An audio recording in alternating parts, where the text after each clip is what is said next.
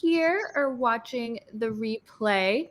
Today's a very, very special episode, and I also want to make I don't know. I don't like calling these episodes. I feel like these are streams, but I also want to make a couple announcements. So, number one, today is Monday Fun Day, which means we're gonna go live here for like an hour and a half, and then we're gonna go have the Freaky Live on my OnlyFans.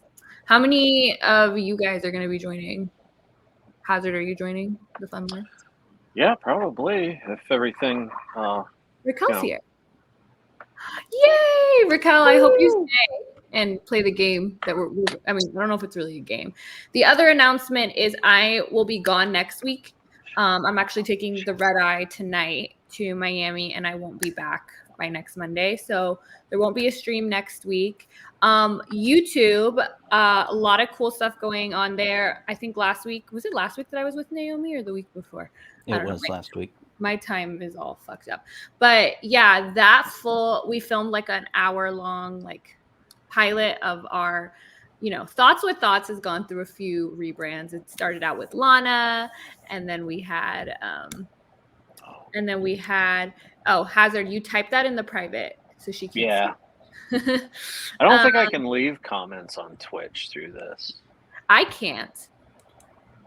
Which is fine. I'll just try to check it sporadically. And so that will be. Hi, Raquel. Hi, I'm so happy Raquel is here. But so I think that's going to happen every Tuesday from now on, except next Tuesday because I won't be here. And then pretty much I have a new YouTube team. One guy, and he's really like on top of shit. And I'm going to have a new YouTube video up every Tuesday and every Thursday. So that should be starting this week. I will be hoping to be on Fresh and Fit on Wednesday. If you guys want to subject yourself to that psychological damage. Thursday, I'll be hanging out with the popular streamer Destiny. I don't know what we're going to do. We just know we're going to hang out. So if he's going to be streaming at a time that I'm available, I'll be with Lana too. So Lana will be on Wednesday, and Lana will be hanging out on Thursday. So that will be really fun. So yeah, I'll keep you guys updated on Instagram, Discord, which I'm about to introduce some, Fresh and Fit repeat. So these are some of the people from my Discord group, which has the smartest, coolest people literally ever. So I'm excited to introduce you guys to them, and we're going to be playing a game. So who's heard of Ayla? I never heard of her until like last week, but Eli, you said you heard of her, right? Yeah, I had seen her stuff on Twitch, or not. Okay. I didn't know she was a streamer. Not on Twitch, I just misspoke. On Reddit, but I hadn't really seen anything outside of that. I saw her Lex Friedman interview because it had it was OnlyFans. I was like, oh, she's like an escort, but she's also like a sex researcher, and so she seemed really interesting. It was like a 3-hour interview, and she talks about how she created these like cards that she takes to like parties and stuff to like ask people to like basically generate interesting conversations, so you're not doing just like small talk shit. And I was like, that's kind of interesting. So she has like a web version, and I was like, that might be like a fun game to play. We could go around, and you guys in the chat too. I want you guys to answer the questions as well.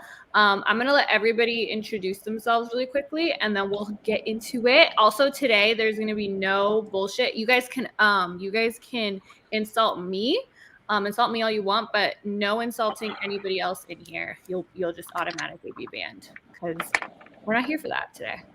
Maybe other times. Maybe in my Instagram comment sections, but not in this comment section today. Hey, Eva, I'm so glad you're here. Oh, another announcement. Sorry, I know I've been talking so much. I'm sorry, but I was kind of looking forward to being insulted tonight. You've had quite a few insults in my Instagram comment section in the past couple of days. So we could oblige you, Hazard. We gotta spread out. We gotta spread out the insults, guys. I like to be the center of attention for insults. The only reason I'm here was to be insulted. I'm kind of insulted that you wouldn't want to do that. But I mean, you've heard them all. I don't think there'll be anything new for any of us. It's very rare that I even get a new insult. Yeah, I almost applaud creativity at this point.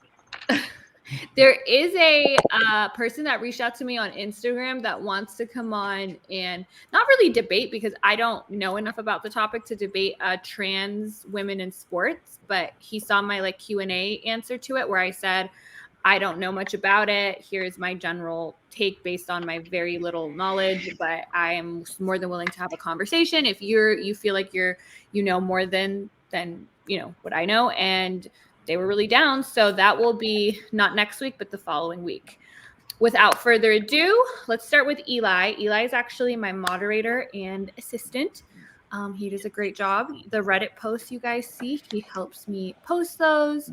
And he does a lot of the clipping now of appearances and stuff I've done, and he's pretty good. So we'll go Eli and then maybe go down the screen. I don't know if we're all seeing the screen the same way. So okay, go for it, Eli. Yeah, I feel like you most of the big stuff.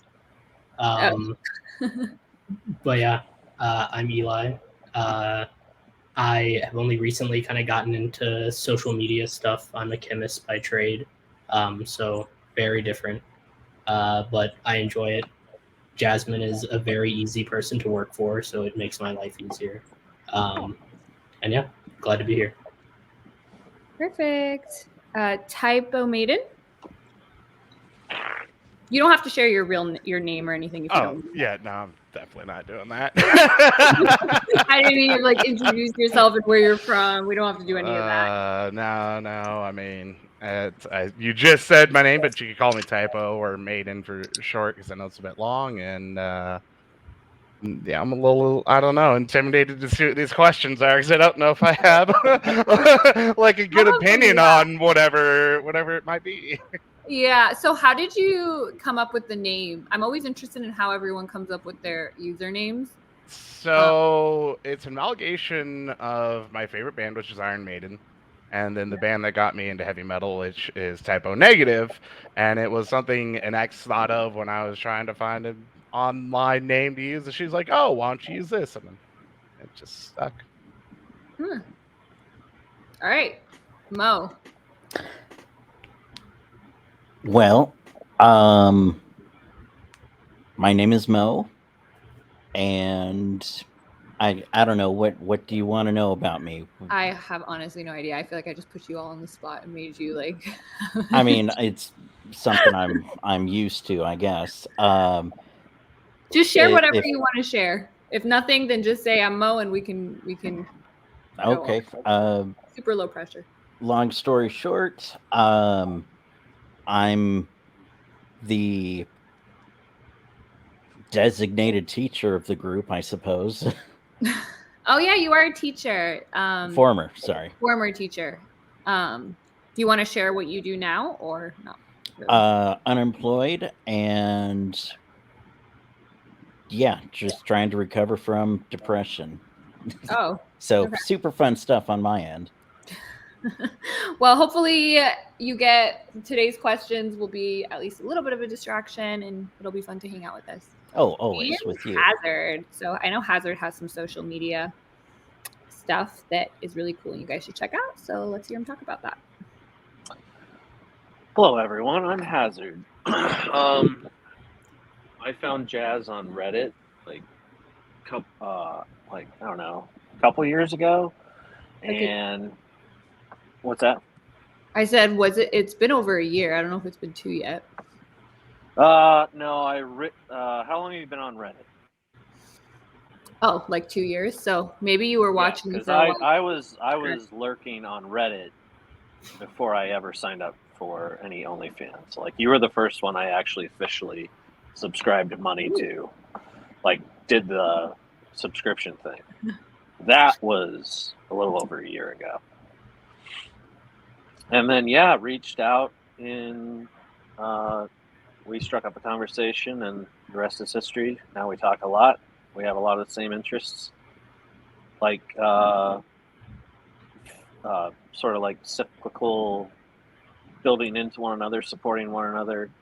And giving each other resources. So that's been a really awesome friendship of mine for the last year. And I personally, I'm just a working class Rust Belt dude. I work at a beer distributor. We have a big warehouse. We have a drive-through. I've done everything from retail to Chef? working with chef to being working with adults with disabilities to a bouncer.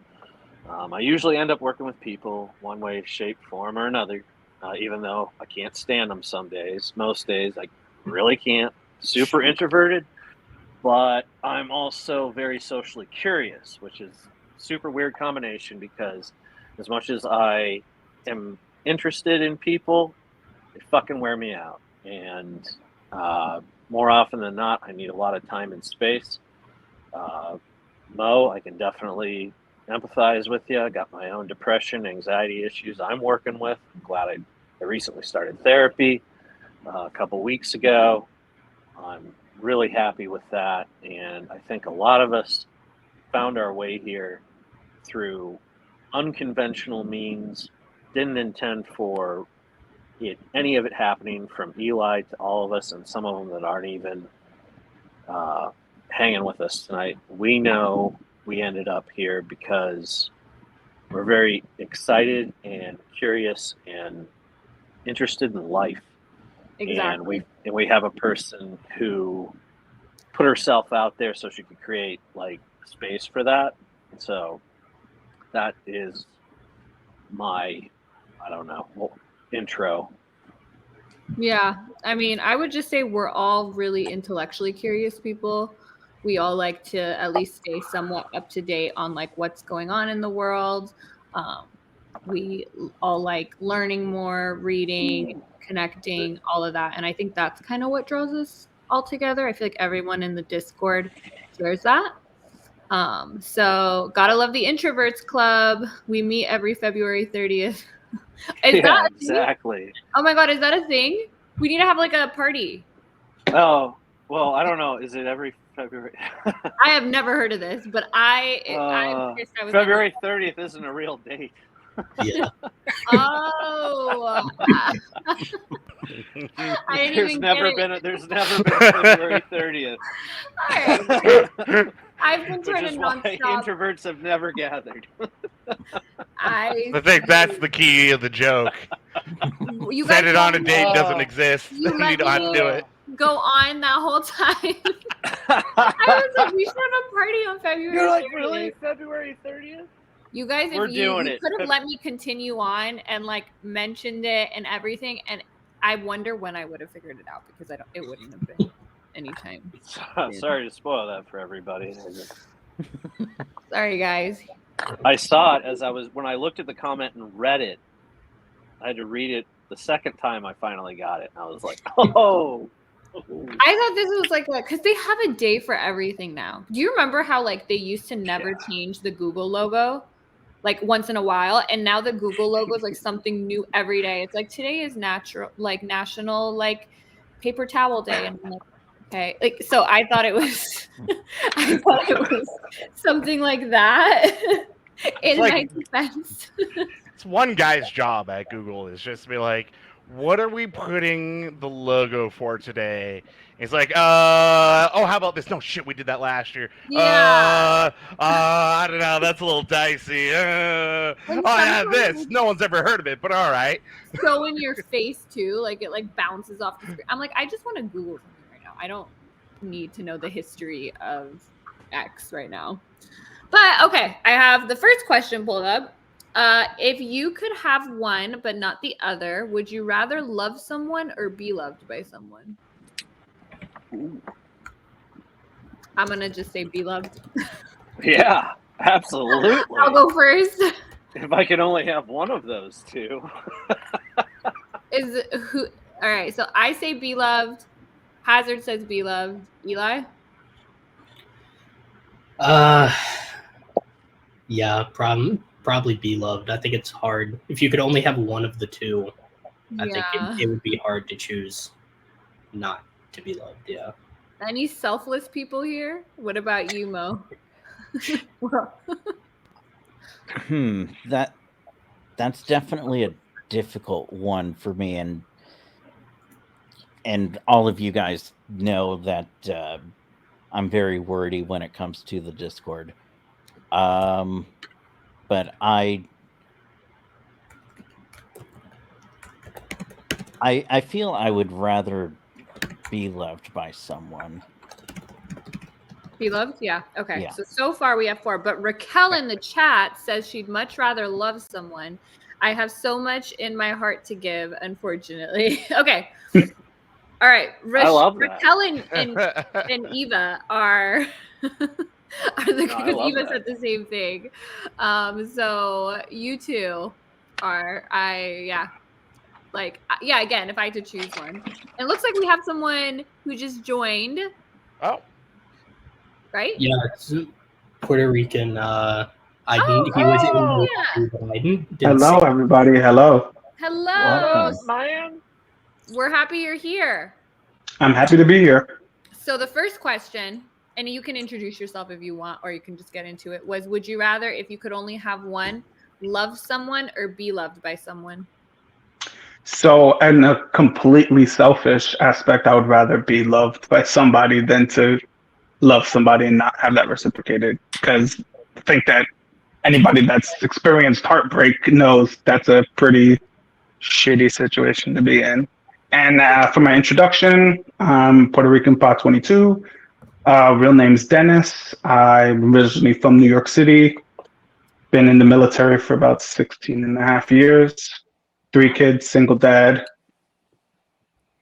That's it.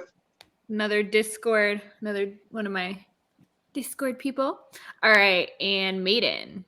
yeah. So I mean, I think he kind of hit it on the head.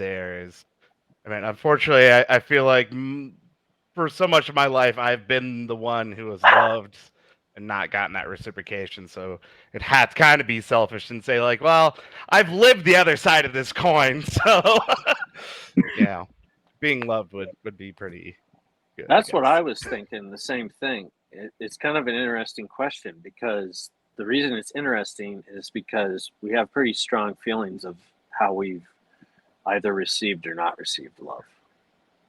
I think that that's really what it comes down to is how you've perceived that situation one way or the other, and then have taken that with your own feelings and emotions into account and said, well, that was really good, so I'll do that, or that was really terrible, don't want to do that anymore.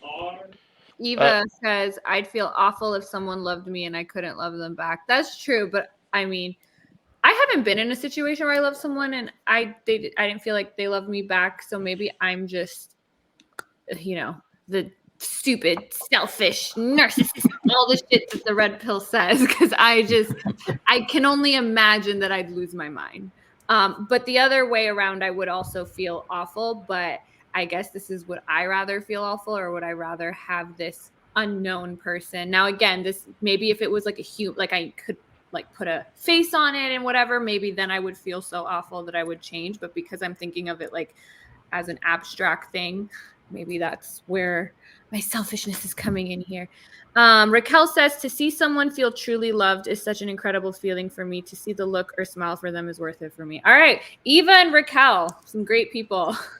Yeah, for sure. No. Where have they apparently been in the rest of our lives, All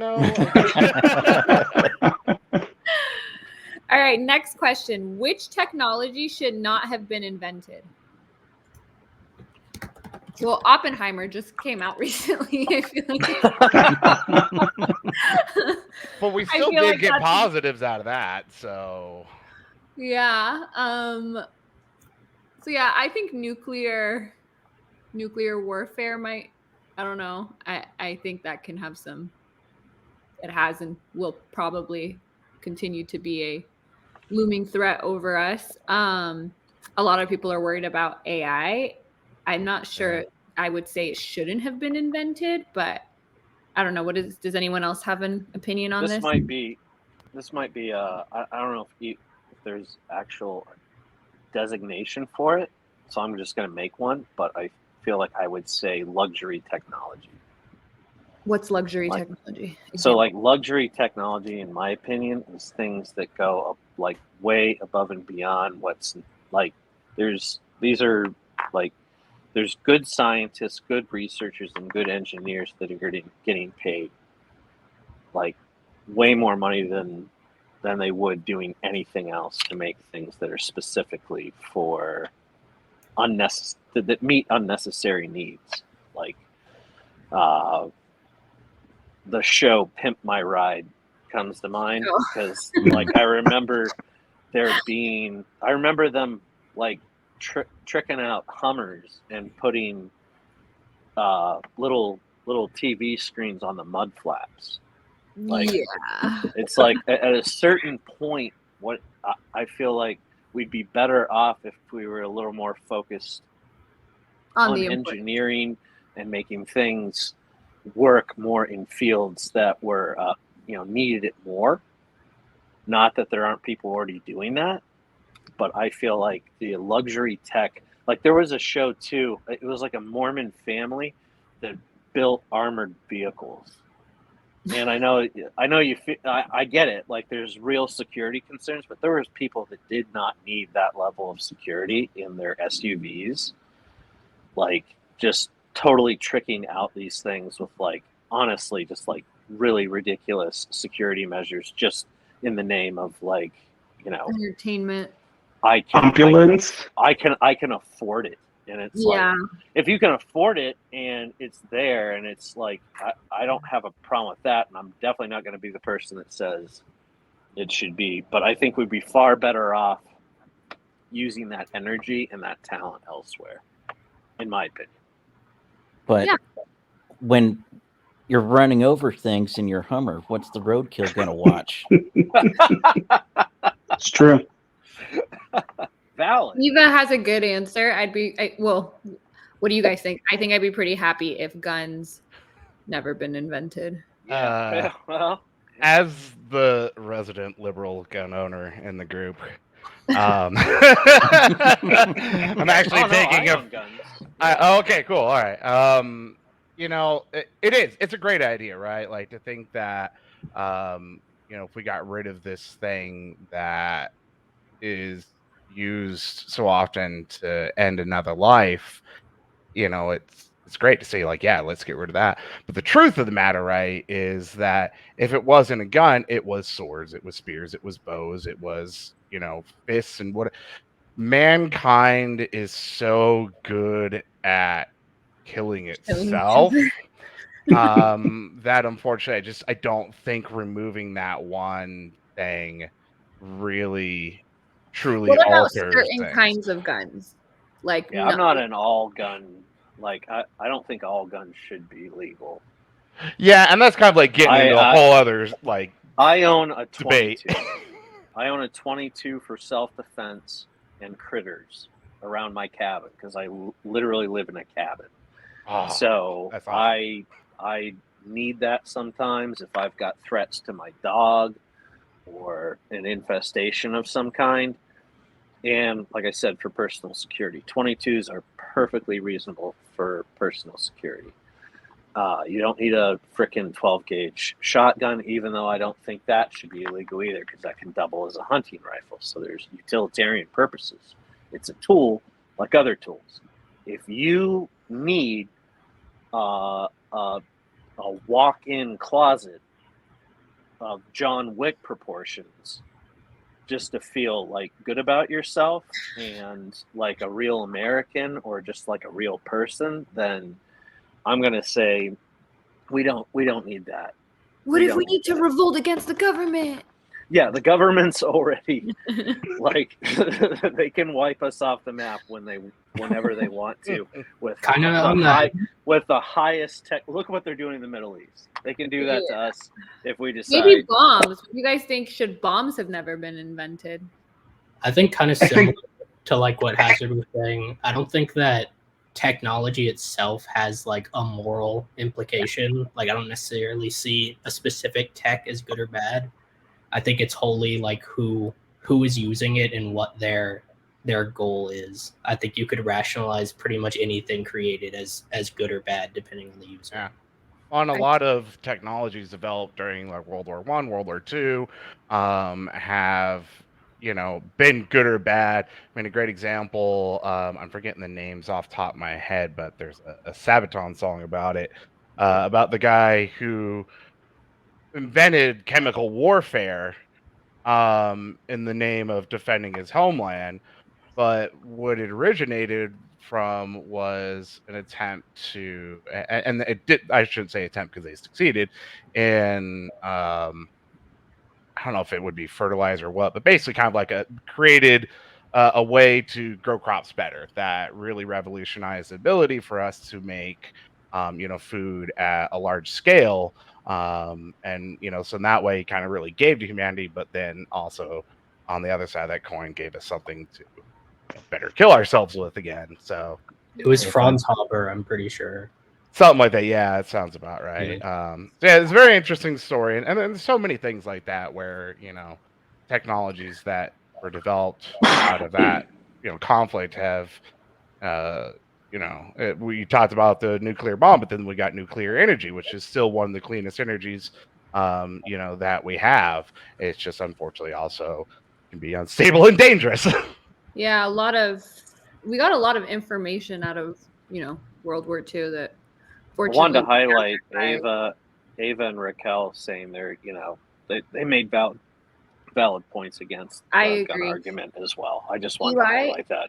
I just want to. Starwomb said she's joining like in about 5 minutes. Oh, just be on the lookout. Yeah, I know. So I just want to, so you don't miss her in the lobby. Does she have the link? I'm not sure that I emailed it to her. Oh. I can send it to her on Discord. Yeah. Let me tell her. Oh, never mind. He can send it.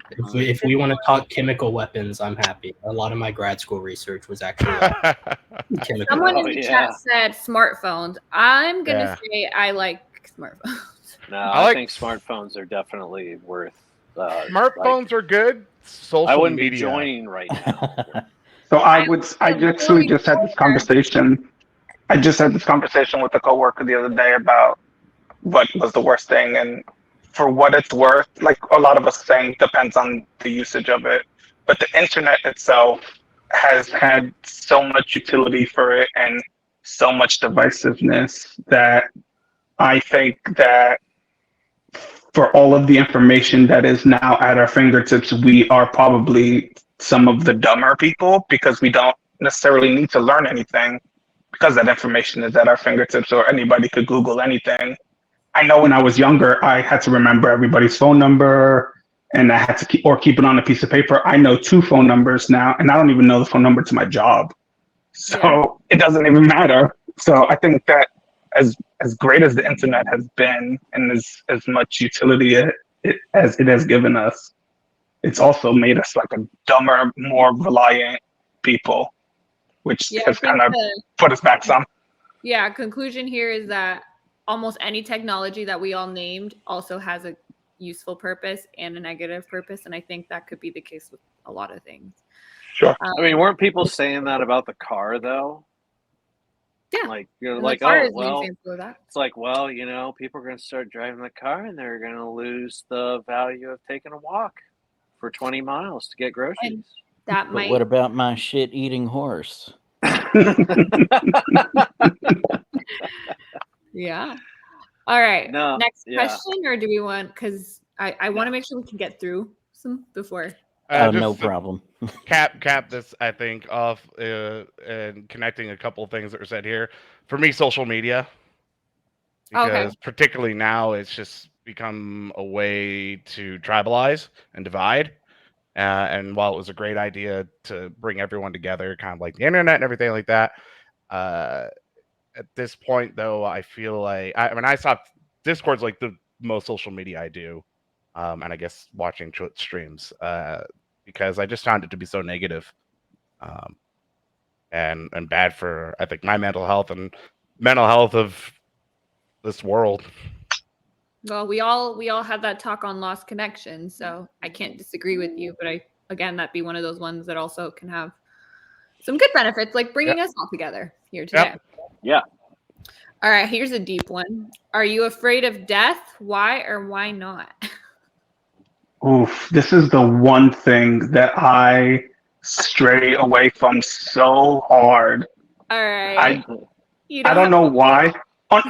There's just like a real fear to it for me. I think that finality of like, okay, like I've done all of the things, and then you're done. I think to me that is like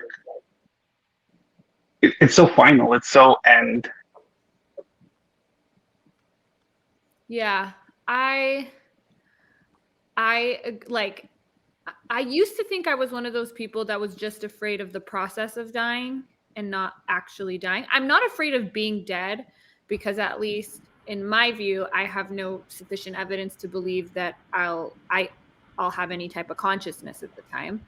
So I think the way Richard Dawkins has put it is it's probably like how it felt before we were born, so it doesn't seem like a particularly painful time, but I'm afraid of not being conscious anymore because it's all I know and it's all any of us know. So the idea of no longer like everything just is going to cease to exist at one point is really scary. And I always I do think about it a lot. Sometimes I think like, okay, if it just happened in an instant right now, would it really matter? Maybe not. But when I think about aging and dying, then yeah, I do. I am afraid of it. All right. Anyone else? I will flat out say I'm not afraid of death or dying. I am, however, terrified of forgetting myself, like dementia or Alzheimer's. Fuck that. I'm scared of that too. Eva says, not afraid. I'm making the most of my time, but it all ends someday. I think I'm going to become more and more afraid as I get older. Like, when you're like 18, 19, like I was not afraid of it at all. And I'm only 28, but I'm like, ooh, one day I'll be 40 and then 50. And then I'm afraid of aging. I don't I'm afraid of getting to a point where like Mo was saying, you start getting slower, eventually getting to a point where you can't even do your basic daily activities, the activities of daily living by yourself. Like that would not be. Our bodies betray us over time. Yeah. I used to Yeah, think for sure. old age was like, oh, you just sleep one day and then you just don't wake up. But, my last job with the estate planning, I also did elder law. And so I actually got to see, because I never had grandparents around me because my parents had immigrated. I never saw the process of aging before, but then once I saw it, I was like, oh, old age is not a pretty way to die, actually. So I've watched like almost all of my grandparents except one die. Just because I happened to be able to, it happened peacefully with all of them.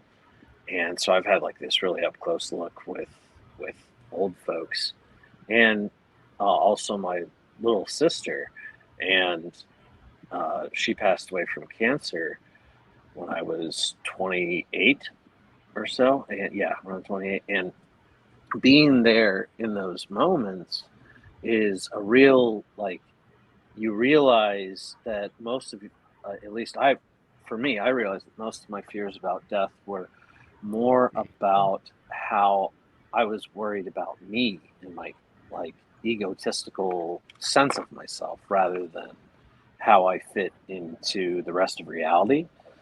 And I take a drive to work now, and we hit frogs and rabbits and sometimes a deer. Just you see roadkill all the time, and we're aware that there's a very survival instinct, enjoy the moment reality for them on a daily basis as far as how they eat, how they survive, and then how they just get along in general. And I realized that we're doing the exact same thing, but because of our elevated status on the food chain and in civilization, we've so entrenched ourselves in this idea of life is precious, and I'm not saying it isn't, but it's also incredibly fragile, which is what makes it precious, which means it can end almost at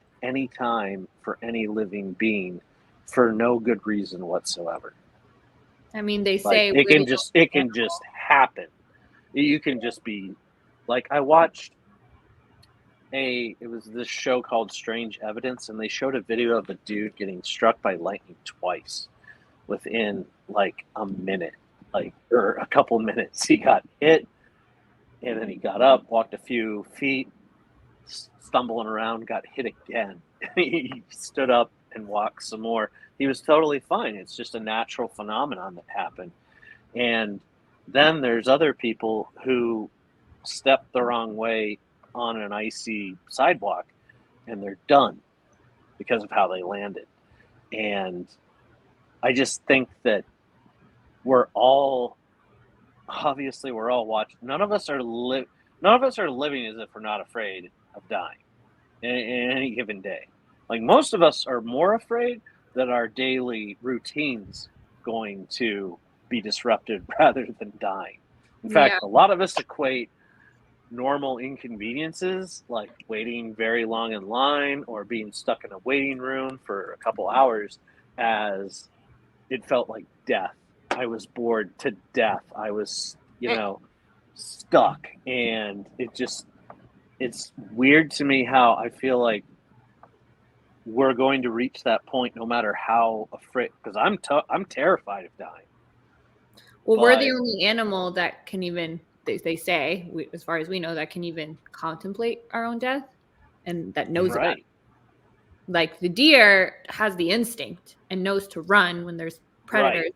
But do they know that they're going to die one day? Maybe not. Well, it's weird watching, because we're both watching Predators, and that's a good show.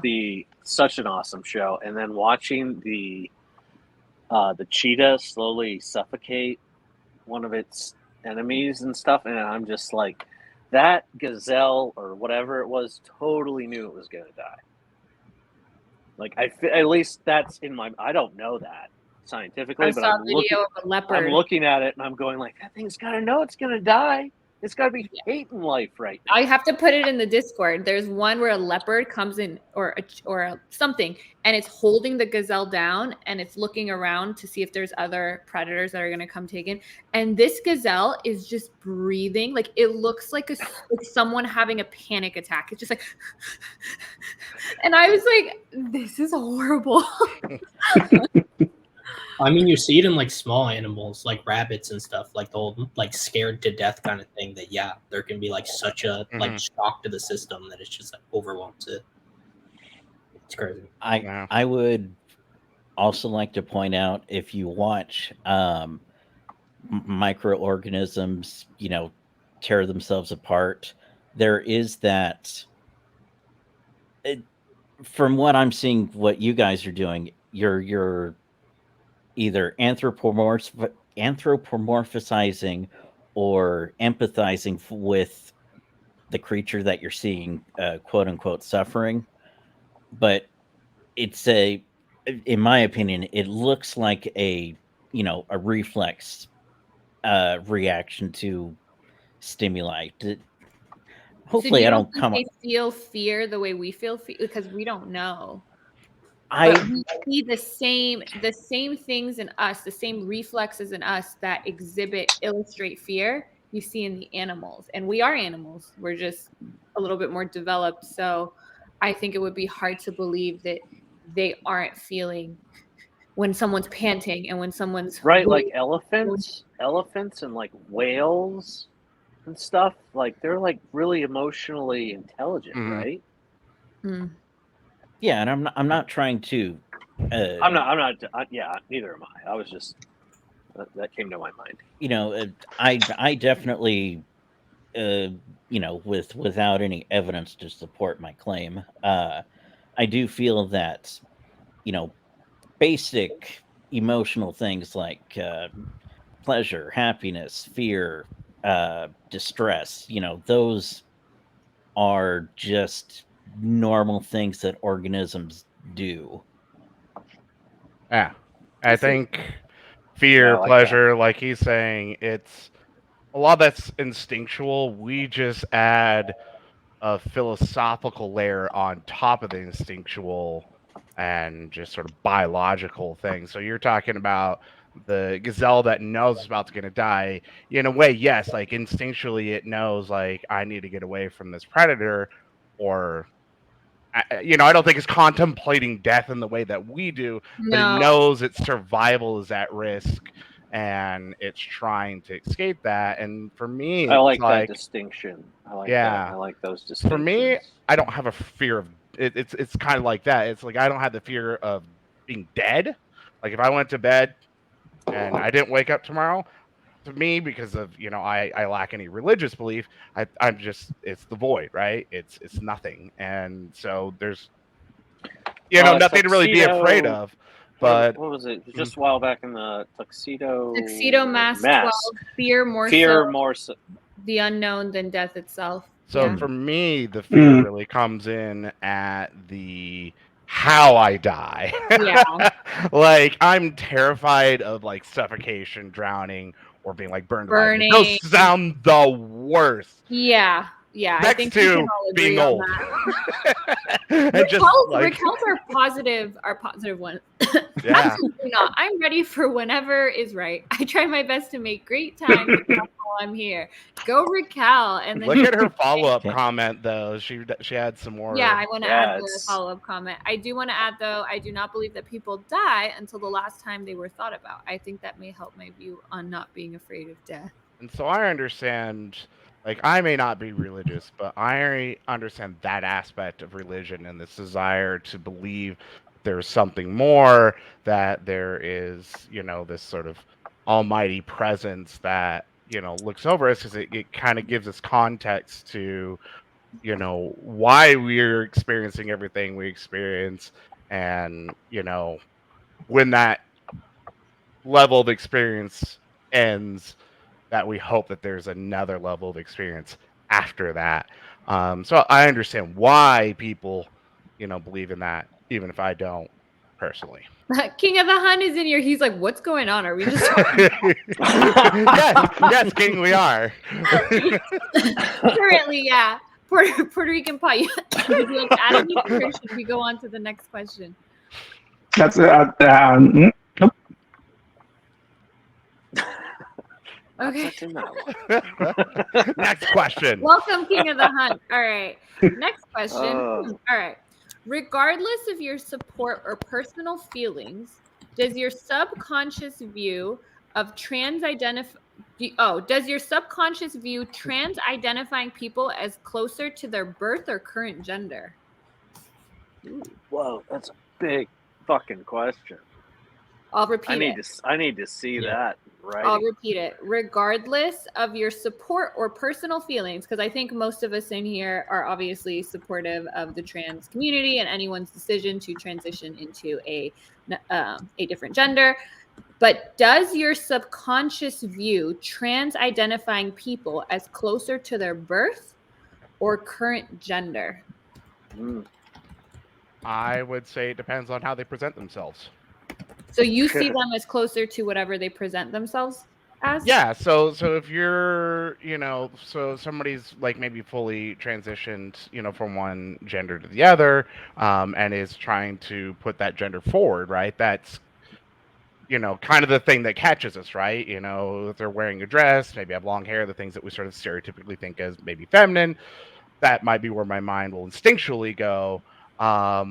Where someone that still retains more of their sort of masculine, birth traits, my mind might instinctually first go there. But the real point is that we recognize that, and we recognize maybe what this person is, identifying themselves as and trying to put out there, and being respectful of that. So when you said you instinctually see, I think the question is it talking about that? Is that what? I think that's what it's trying to say, is like, because you can support, the transgender community, you can personally feel that, you know, it's a wonderful thing and all that, but your mind, and I think so much of this comes to a talk about society, right, and how we've, you know, grown up and viewed things, which may change through time as this becomes more so quote unquote normalized, right, what we're trying Yeah. to progressively do.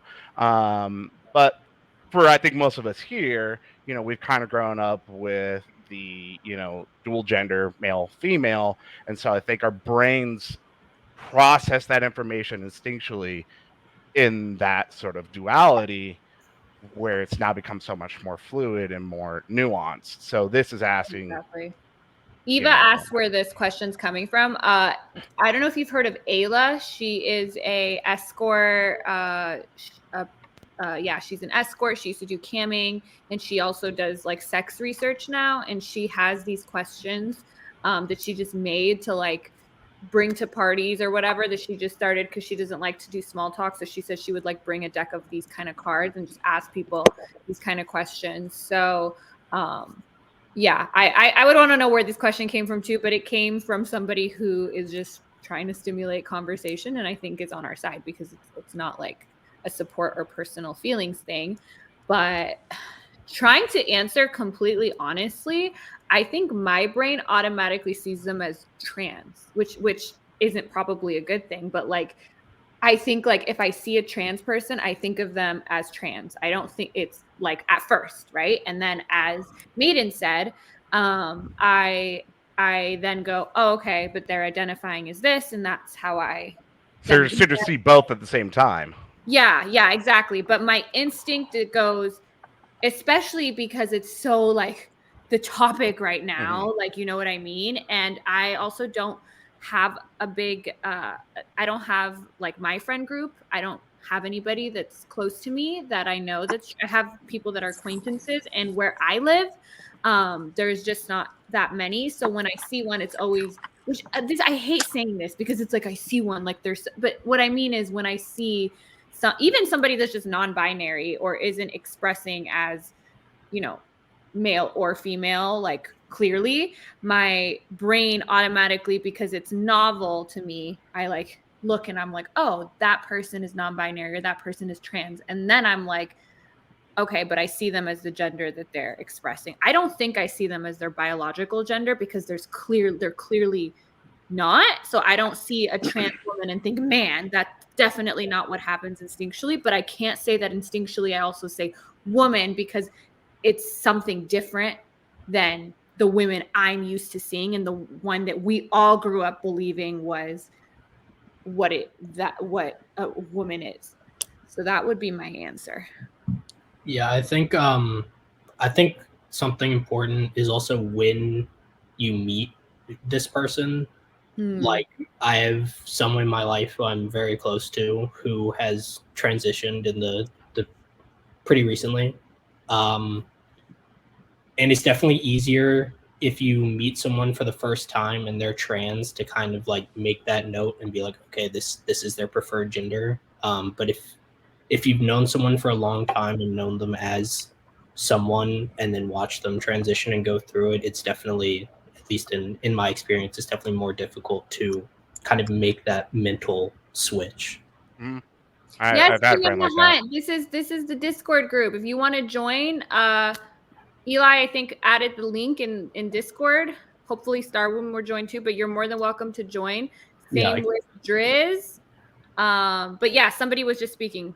Who was it that I just interrupted? Oh, I was just agreeing with. I also have had a friend who, you know, I knew by their birth gender when I first met them, and then you know they transition, and so like Eli was saying, is you sort of have that history of I think of this person as this gender that I met them as, and then you sort of have to recognize that and adjust your mental state, you know, in a very half second thing, but to go, okay, well, but that's not who they are now. And I think that's the biggest key thing, right, when we're talking about trans is, you know, whatever your instinct is and what your brain's sort of telling you at first is to acknowledge, like you said, that they have or are making a transition, and to respect that and respect them as another human being, regardless of where they might fall on the gender spectrum. Puerto Rican Pa, what do you think? I feel like instinctually, without, just your subconscious, like Maiden said, I think that most of us have grown up male, female, and that's kind of what you see is what it is. As a military person, I work in the medical field, so I see tons of patients all the time, and the military has gotten real weird about this sort of stuff. So it very much went from being good morning, sir, good morning, ma'am, to just good morning or hello, how are you doing today, with no statement of gender, no affirming of anything, just kind of letting conversation flow. That's been hammered into our head. So that's kind of where I'm at. Like now I don't even I just see a person essentially. And I'm going to let them give me the chance to say what it is that they need to say. Cause like I said, that's a very touchy subject in the military right now with what that looks like and how we're trying to deal with it. And for me also as a military member, I used to work in the drug testing area for a long while, and we had a list of people on the base that were in the middle of transitioning, had transitioned already, were doing hormone therapy and all this other stuff. And I had asked, okay, well then what's the protocol on the situation? What if this person comes in? What if they pop on the list? And the answer pretty much was whatever that person needs. Yeah, I mean, that's completely fine. Like I said, very touchy, very iffy on how the military deals with that. And that being my life, it's kind of just been like we're just not going to talk about it and, leave it very on the surface sort of situation until you know what's going on. And then you can deal with that situation appropriately. Drizzle says, my immediate reaction to meeting someone who has transitioned prior to meeting them, I identify them as the gender they are presenting as. I have people in my life that I have known prior to their transition, and after a short adjustment period, my brain rewired to identify as their gender subconsciously. Yeah, I think this is one of those things where exposure, representation, I know representation matters is such a saying that's been taken over by the anti-woke crowd, but it does matter. And when you see something and when you're exposed to something more and more and more, your brain, I think, starts to get used to it. This is what I talked about in my Soft White Underbelly interview with even what I do here, where I do this and then I go and get naked and do my porn stuff. You guys at first are like, this is weird because I don't usually see my porn stars or OnlyFans girls in this context. But after you go through it a few times, you're like, oh yeah, why, now I'm used to it. And now I don't know how I used to see it that way. So I think that's a thing here. Also, for everyone asking about the Discord, Eva I think Eva should be in the Discord. It's just a Discord for all of us and people who like Eva can be in there. The other Piggly Wiggly, I've seen you here a few times. Kick-Ass Kyle and Sam. Have you guys been in before? Usually they need to be in a little bit longer. Yeah, so usually the protocol for Discord is just joining a few Twitch streams, contributing and making sure you like the kind of stuff we talk about, and it would just be a good fit because some people share really private stuff on there and stuff, so we don't like it to be just anyone can join just for that reason. But Eva, yeah. Eva for sure. Eva rocks it. Yeah. Oh yeah, I guess Piggly Wiggly didn't ask to be in the Discord. I've been here since the beginning of the So you mean this episode? Because this is just when Eva isn't here now. Yay! Okay.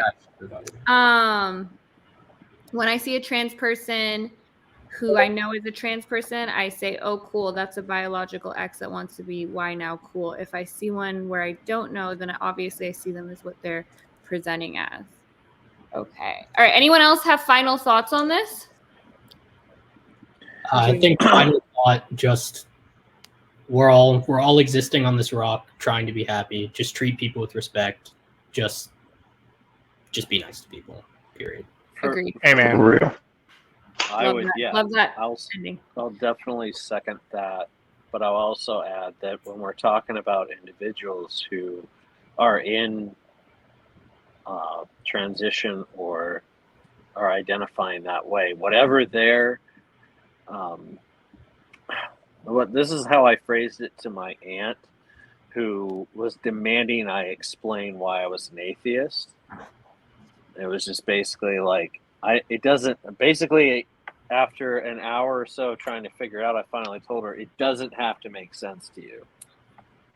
Yeah. Like my approval doesn't matter, or your approval doesn't matter to me living the way I do.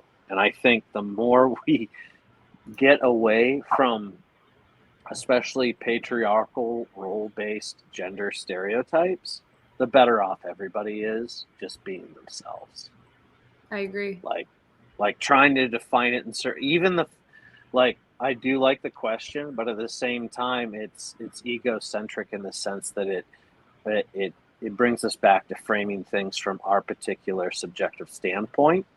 And I think trans people deserve a little bit more than that as far as their own autonomy and agency as individuals. Just like, I don't think it's a bad question. I just think it's interesting how straight people or just heteronormative people talk about issues like this as if it's not like, imagine if somebody were asking that about our sexuality. It would be it's almost at a point where it's like, we're not zoo exhibits behind glass. Yeah. These are people we know. These are people that are here right now. Yeah, but that's how it's been for every new race that gets introduced into a community. It's crazy because obviously people with different sexual orientations have been around forever, but out in the open, people used to see gay people like this, and now we're kind of like used to them, and now it's trans people are the new thing. So it always happens with a new community that people don't understand or that people aren't used to seeing. It could be skin color, could be certain culture, it could be a certain sexual orientation. It's always interesting how it always becomes more of an issue when those people demand human rights. Yeah, exactly. Like before any of that is like, it's like, oh yeah, be whatever you want, but like, please don't complain or whine or ask for anything extra. And it's like, well, I'm a human being. Or second they ask for something extra, people are like, well, why? Now they want extra privileges, and it's like, yeah. And that's where that myth of scarcity kicks in, where people are like, oh, like the feminist movement. It's just like, how long have we been getting gaslit by the patriarchy about that? As far as like, oh, you give more rights to women, that's less rights for you guys. It's like, That's not it at all. That's not how it works. Yeah. Oh shit, it's already 7. Okay, this is a long one, but I think the crux of the question is fairly simple, but I'll read it. There's a button before you. If you press it, the entire world loses the enchantment it feels when looking at super beautiful faces. Everyone can still see and recognize faces, but all faces feel equally attractive. Would you press the button? Can you read it one more time? Yes. There's a button before you. If you press it, the entire world loses the enchantment it feels when looking at super beautiful faces. Everyone can still see and recognize faces, but all faces feel equally attractive. Would you press the button? I think a shorter way of saying this is basically, would you take away the like the way that all of us kind of rank beauty when we see it, and the way that when we see somebody super beautiful, we see them as super beautiful and we're almost enchanted by them. If there's a button that you could press where we see everybody's face, but we don't have that sense of that person's so beautiful and this person may not be super beautiful to us, would you press it? How am I going to be able to rank people on a 1 to 10 scale? How are you? Everyone's a 5 now. I don't think that I would hit it. You wouldn't? Okay, why not, Puerto Rican Pa? Sorry. I have a good saying and that I tell my kids: if every day was 74 degrees and sunny, it would be normal. You wouldn't enjoy it. Sometimes you need a rainy day to enjoy that really good weather day. Now, not to put anybody as their face is a rainy day, but I think that there has to be levels to everything, because there's an appreciation for something more. There's a feeling that you're like, oh, if every food tasted the same, then why would anybody eat anything different? It would if everything was the same. Do you feel like There, because it's people and it's an immutable characteristic that affects how they're treated so harshly? Do you think that goes into it? Because I agree with you. We should have a diversity of food or whatever, but these aren't people in the sense of like, they're people that are perceived as beautiful are given so many privileges and treated so differently than people that aren't, even though it's an immutable characteristic that they didn't choose. Do you feel like that? I think that this goes back to the technology question, where yes, you can say these people that are perceived as beautiful have more opportunities or they are treated differently, but in a positive way and also in a negative way. I'm sure that you are a testament to this, where you have people that are saying how beautiful you are and how amazing you are and what a good person you are. And there are other people that tell you you're way too pretty to be doing what you're doing. Why are you doing this with your life? You're so dumb. So I think that it goes both ways in that aspect. I agree with what you're saying. Like, it kind of puts people in a position where they are, depending on where they are on the scale, either taken advantage of or given opportunities. But you could say that with a lot of different characteristics, not just beauty, right? Somebody that's taller might get a different job than the person that's shorter. Somebody that's bigger might get a job that's better for them than a smaller person. So I think that if everybody was the same, then nobody would be special.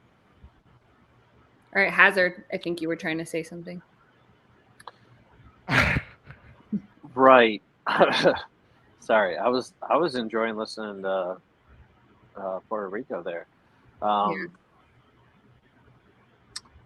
So, sorry, I got distracted. But so this is my original thought was, does it mean that like, so you don't overly concern yourself with people who are conventionally attractive? I mean, you wouldn't concern yourself with them at all if you can't even perceive people as such. So can you still, like, so you're perceiving everything as just as beautiful as the most beautiful thing, or just everything at a base level norm? I think the way the question was phrased, at least in my interpretation of it, was that at least with faces and people's attractiveness, it wasn't that everything's ugly or that everything's pretty. It was like, if everything was just like this is going to sound... Because if everything's attractive, like if everything is attractive as jazz, and we're all talking, like if Eli looks like, if I find Eli as attractive as Jasmine, I'm not necessarily going to complain about that. That's like the best of all worlds, right? Everywhere I go, I'm like, oh my God, there's attractive people everywhere. Well, what if it was everyone looks like someone you don't find attractive, but someone you don't find ugly, just somebody that's just whatever? Just a regular run-of-the-mill person walking down the street. White piece of paper. Everyone looks like a white piece of paper. Not literally, but like... Everybody's normal. Everybody's normal. If everybody was blank, then that's a very fearful life. Yeah, if everybody was just normal. Then you're just staring into nothing. But if everybody's just normal, I think that's the same thing, right? Because even if everybody is not super beautiful, but everybody is normal, then there's a level of familiarity there where we are still able to enjoy one another on the same level. That means we could find anybody as attractive or as unattractive as we wanted to, right? Because they're all starting at the same base level. Loses the enchantment it feels when looking at super. Oh, enchantment. Oh, so this is about losing it's- enchantment. It's a metaphor, right? Yeah. Is that it's enchantment? So here's an interesting thing that I Because realized. I don't want to lose enchantment that I find with people. But if I find everybody as equally as enchanting as the other person, then I'm fine with that. So yeah, so it's interesting because it posits a couple things, right? So it posits that we still understand beauty. We can still see the beauty in a sunset, in nature, and theoretically art that doesn't have a human face on it. Because that is the thing that's being sort of taken away is we still understand beauty, we can still feel it and react to it, but not when we're looking at each other. Oh, okay. Which I would press a button because here's what I guess what I it don't does, care right? then. 'Cause Is like it's basically yeah. saying this isn't a priority anymore. We put Yeah, so that's much fine. on physical beauty and often that over more important traits, intelligence, good personality, good, moral core, things that we here in this group are, very much concerned with. So I would think removing this aspect of being worried about, beauty in each other in a physical sense allows us to find, the beauty in other ways, while still being able to enjoy again, a walk through nature together or something like that. Yeah, So nature's doesn't seem like beautiful lost. enough. Yeah, nature's beautiful enough. Just watch any PBS nature documentary or anything on that. Any of that, like Predators. Predators is fucking beautiful. As long as I still have that, You I can don't still really have beauty, care. yeah. I have an interesting take because I guess I'm the only one in here who makes a living off of, I guess, my beauty and being perceived. I was so Fair, ready to hear fair. you say, "I'm really the only one in here." No, I'm the only one in here that's beautiful. I was ready. I guess I'm just unique in that. She's the way. only 10 in here. I'm the To only be one fair, here you're not who wrong. makes a living and by being perceived as exceptionally beautiful to, who maybe even some of you guys. And the interesting thing is, so for me, if the question is, could I press this button now and change that? I'm going to be honest, no, because I'm at the kind of top of it, like getting the Oh benefit. yeah, you'd lose your job. I lose my job. Well, I lose everything. But she could have a job with her brain because she has a But Yeah, I like well, this one better. Come on, This though. is We're talking about being enchanted by a person's physical attractiveness, right? Yeah. If we're talking in objective terms here, then yeah, you would be out of a job at OnlyFans, not everywhere else. Yeah, that's true. You'd still be able, and you'd actually probably still be able to hold a job in OnlyFans because your intellect would figure out ways to enhance your innate beauty over your physical appearance, right? I think I would not make as much money. So this is another interesting question: is this retroactive? If we've removed the enchantment, does that mean we don't have the history of knowing what things would OnlyFans exist at this point, where we no longer, But I will say that. Oh no, I think question asked OnlyFans me- would still exist for sure. See, but you're thinking because porn will always exist, right? But the fact of the matter is, porn isn't based off of objective physical Fair. beauty. That's Like fair. porn is totally based off of somebody's subjective sexual proclivities. So and she'll be on OnlyFans because she's so smart. We loop that's right what I'm back saying. She'd already. I feel like she's already operating usually at that when level in a people few lust categories. after an OnlyFans model or a porn star, it's also because you could argue they're enchanted by their figure, their allure. So yeah, you could also have the personality on top of it. But I think everybody in here, your initial draw to me, at least right initially, was probably the physical. So my answer is I didn't see your face until I joined OnlyFans. body. All right. When I was following you on Reddit, I think you were at first. I could be wrong because we can go back and look at it, but most of your petite and curvy posts were from the neck down. I think most of them are, but I always had my face in like some of them. I think like even the first picture I posted all over Reddit had like a picture of me laying down with my face in my boobs. But honestly, my answer yeah. selfishly that I would, if I had to push the button now, I wouldn't. But if we were doing the John Rawls veil of ignorance thing, which is the whole how would you structure society if you didn't know who you would be in it, I would probably push the button at that point. That's an But interesting because question. I'm already in it and I ended up on top, I wouldn't push.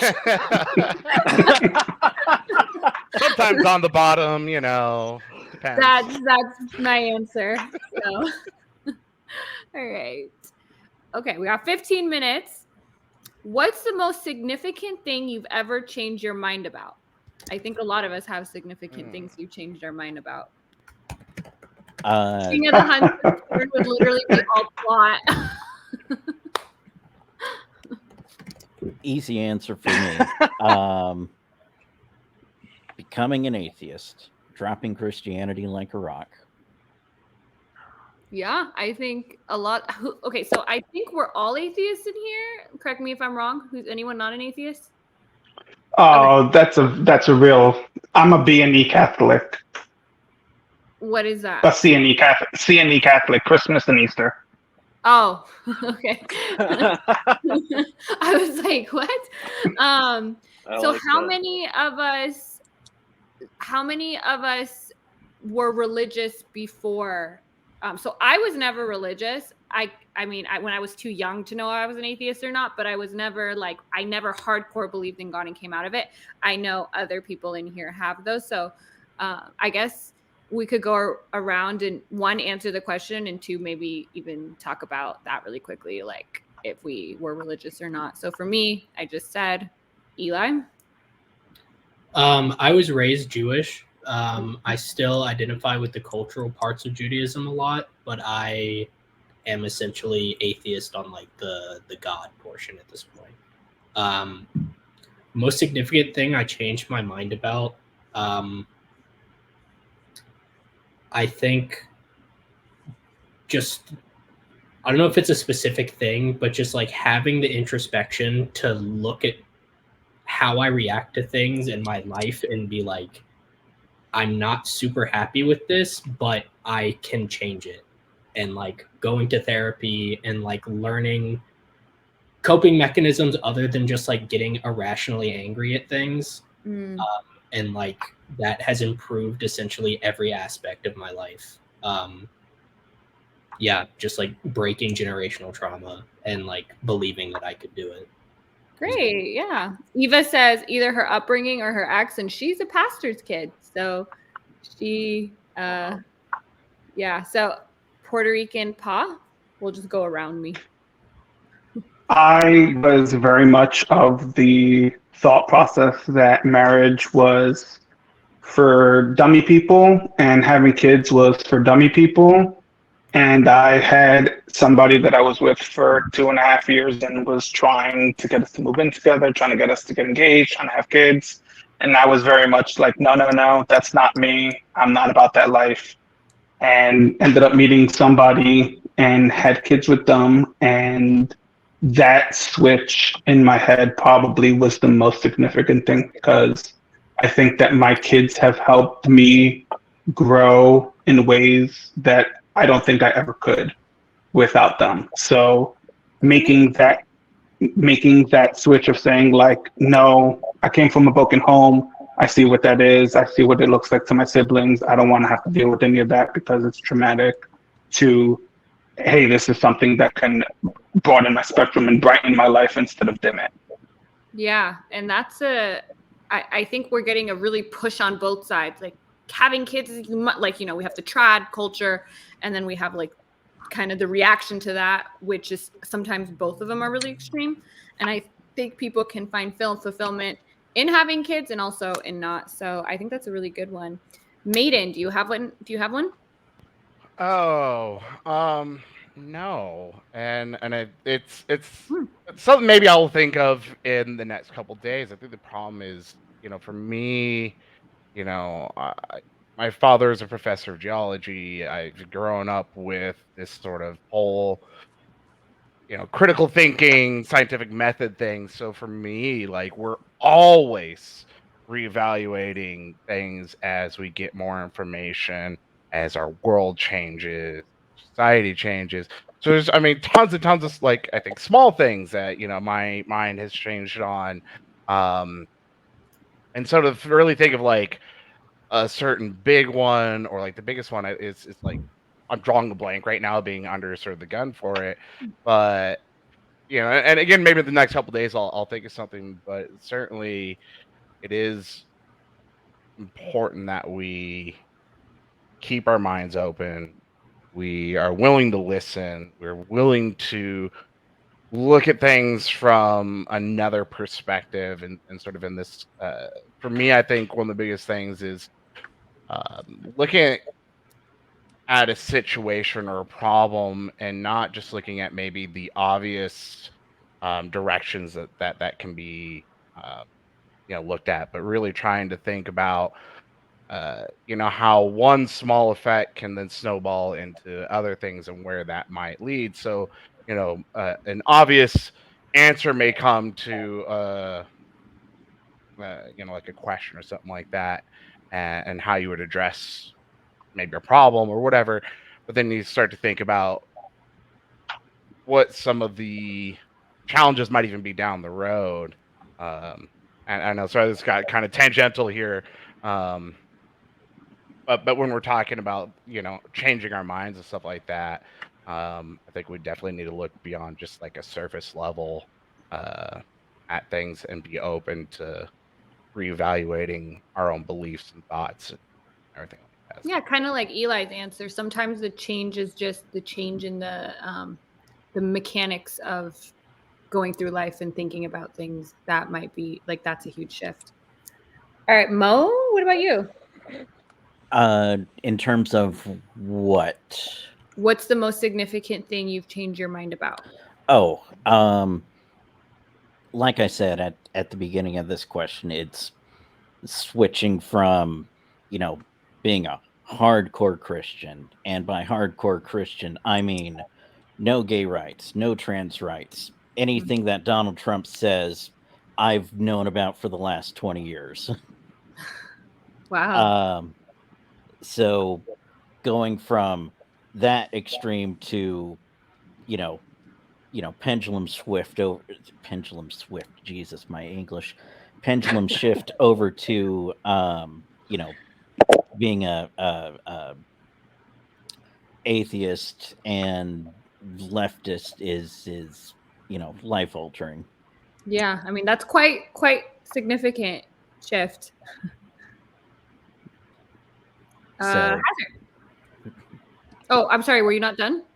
I was gonna go on, but go for it. No, go for it. I thought, because there was like a pause, so I thought you were.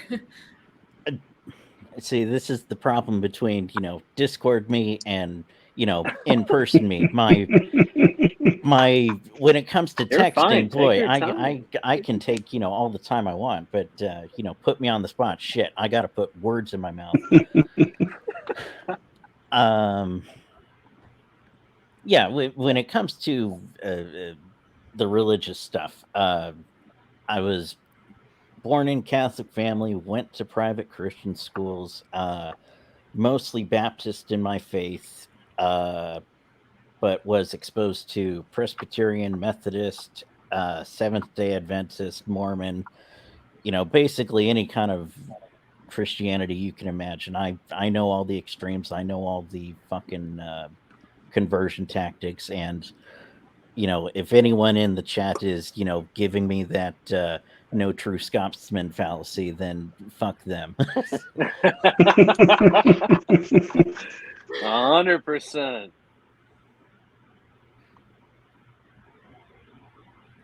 Go ahead, Hazard. I'm all set. Oh, I loved it. I had similar upbringing, homeschooled my entire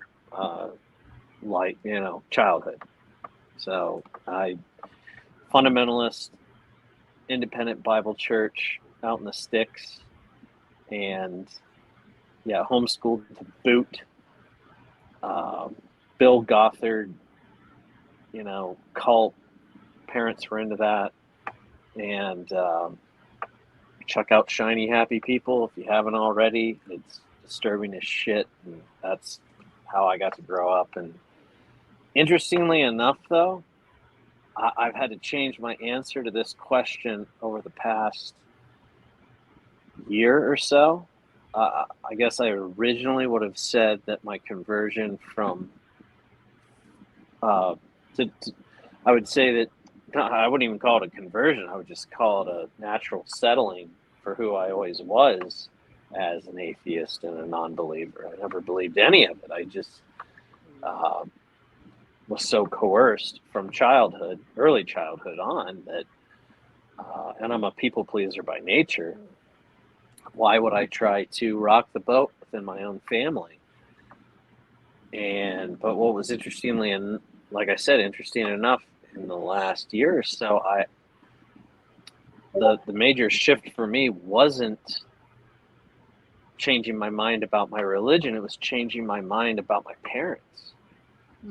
And realizing that I had been coerced, I had been emotionally and mentally abused, specifically because of my disbelief from an early age, to the point where it was made more of a like, this is a deep character flaw, and beyond a deep character flaw, it's a sign of this is the extent it went to. It was a sign of the devil's foothold in my very psyche and soul. So to be told from an early age that you can't even trust your own innermost self because it's inhabited in part by the most supreme evil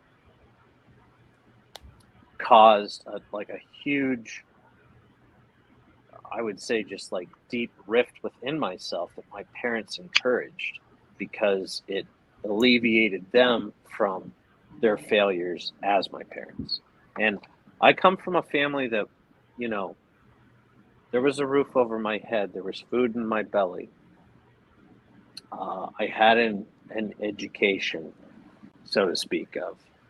But if there's anything that has monumentally shifted my entire outlook on my life as a human being and how I want to proceed forward as an individual with a real sense of who I am and a healthy sense of who I am, it had to start with the complete,